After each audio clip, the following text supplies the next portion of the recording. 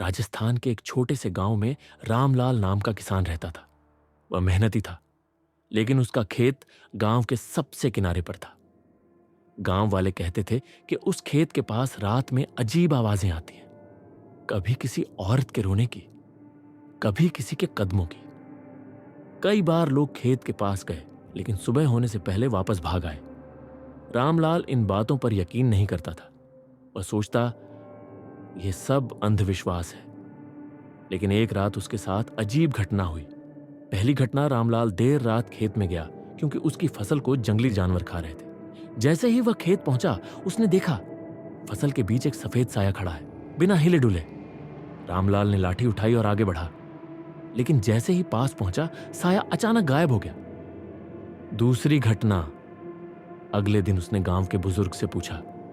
बुजुर्ग ने कहा, बेटा, तेरे खेत के नीचे कोई रहस्य दफन है, तभी वहां रात को आत्माएं भटकती है। रामलाल डर गया, लेकिन उसने ठान लिया कि सच पता लगाकर रहेगा। तीसरी घटना, एक रात वह लालटेन लेकर खेत में गया और खुदाई शुरू की। जैसे जैसे मिट्टी हटती गई, जमीन से एक लोहे का संदूक निकला। रामलाल ने संदूक खोला। अंदर सोना चांदी नहीं था, बल्कि एक खून से सना कपड़ा और टूटी हुई तलवार पड़ी थी।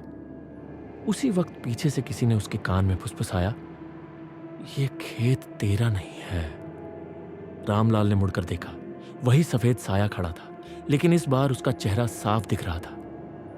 वो कोई और नहीं बल्कि रामलाल का अपना दादा था, जो सालों पहले रहस्यमयी तरीके से गायब हो गया था। अंतसाया बोला, मेरा खून इसी खेत में बहा था।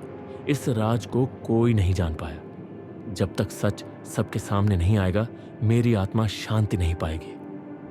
रामलाल कांप उठा।